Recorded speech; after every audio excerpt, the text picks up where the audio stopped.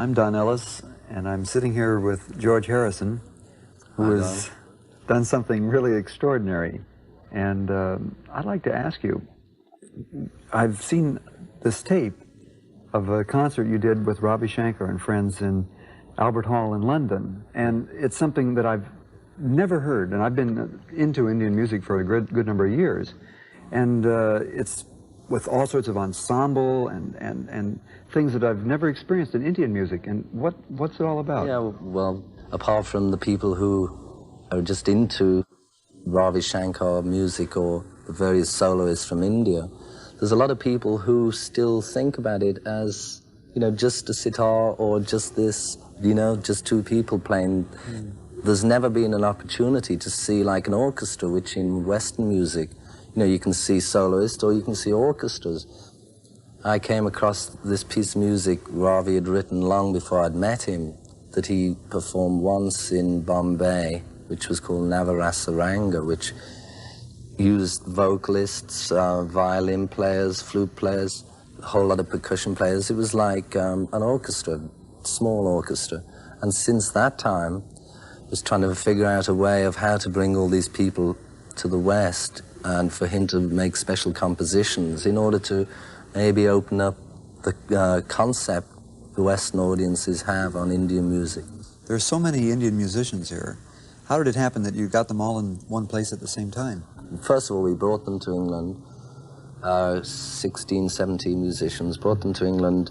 He composed the music mainly each day in the evening before the rehearsal or on his way out. See, he works like very spontaneous. And so he'll have the people sitting down there, have an idea and give each one their part and then count it off and everybody comes in. You think it's going to sound crazy, but it all fits.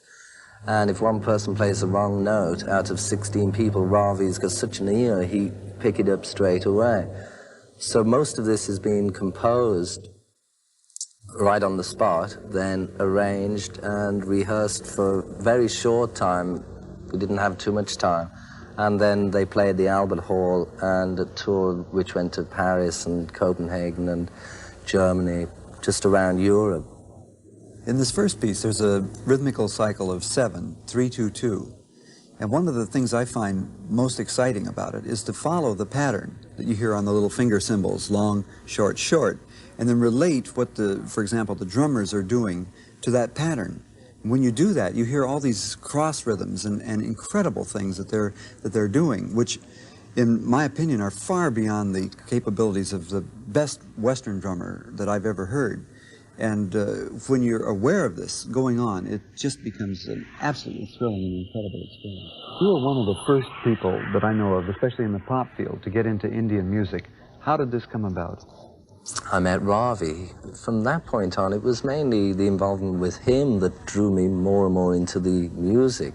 Did you study with him?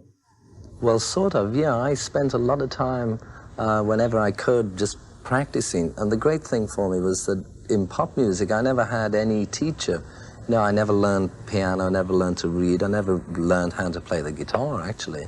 There was never anybody who's, you know, to play basic scales. So this was the first time I ever got involved with seriously trying to start at the first point, which was just playing scales. And the whole thing gave me a bit of discipline, which I'd never had before. But it was mainly through him, you see, because during that period I'd been around and met all kinds of people, musicians and film stars and various heavyweight people, but I don't know, there was always something that wasn't impressing me, you know? And he was so intriguing because he was such a little person and yet had so much strength and so much power that I became so attracted to the music then through the person. And it was, the deeper I got into it, just the more there was, you know? Well, as we all know, this was like probably at the same time when the Beatles were at their peak of popularity. Who? How did your fellow compatriots in that group feel about Indian music and your involvement in it? Well, the very first time Ravi played at home. This was the first day I'd ever had a lesson from him. They were all invited over, and in the evening he played with Alaraka and just played a little concert to us and a few friends. And I mean, they were amazed, and I'm sure they really got into it. I mean, Ringo in particular just couldn't believe it. In fact, it had the opposite effect on Ringo, because for me, I was just so intrigued just to try and grasp a little bit of it, and mainly the sitar for me, the stringed instrument, it was so flexible, you know, when you get into blues and all those sort of styles, the sitar, just the way it's constructed, well, all their instruments actually, the construction of them and the whole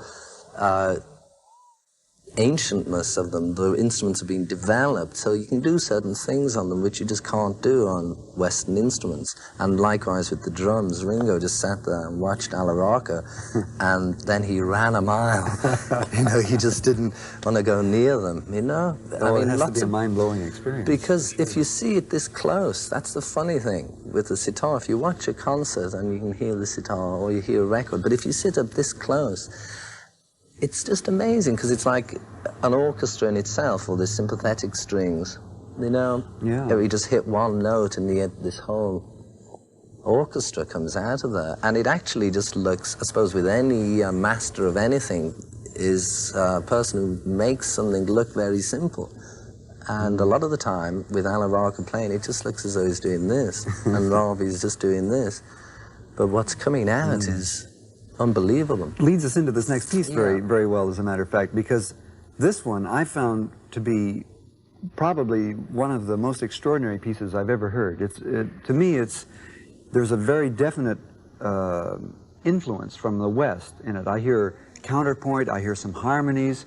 It combines the vocal thing with the instrumental and the rhythmic, and it's sort of all in one, and it's light, it's happy. Swing thing. Yeah, it's everything. And it's one of the most enjoyable things I've ever heard.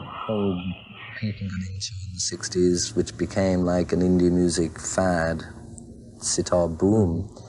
But what happened, well, during that period, I never played Western music, either to listen to or to play. Never touched the guitar for 3 years. You went totally just apart from when I go and play on a session just to make an album, then I'd play.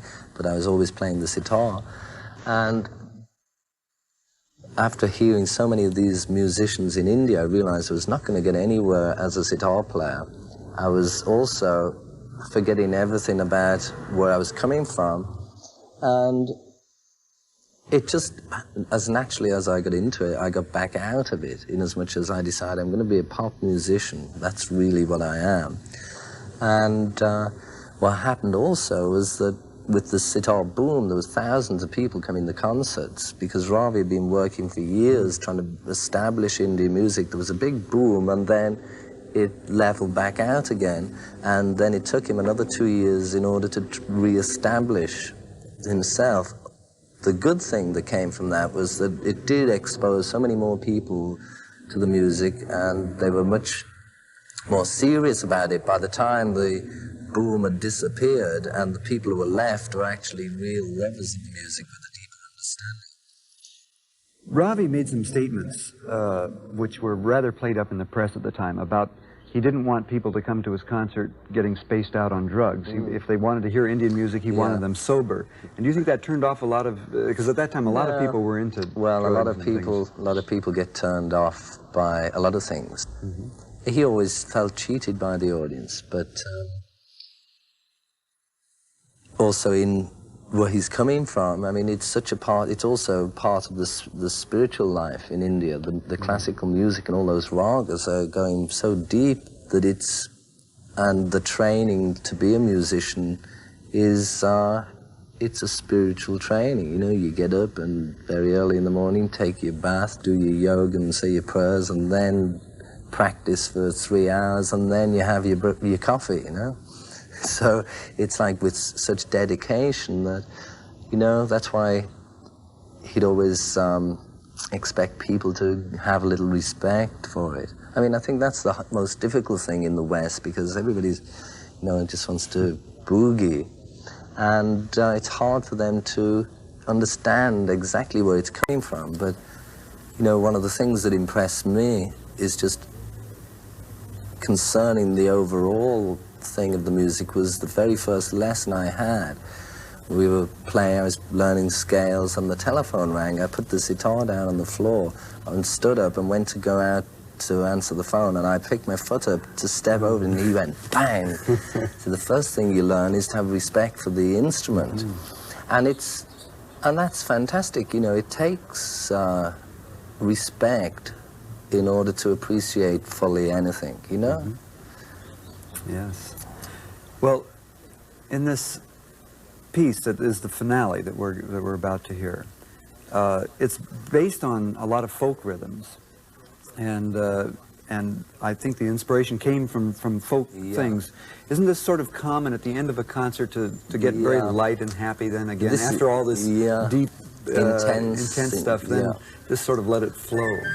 I think I really congratulate you for doing something that is absolutely extraordinary and couldn't have taken place without you. Good, well, let's do it again sometime. I'm ready. Thank you, and everybody for enjoying it.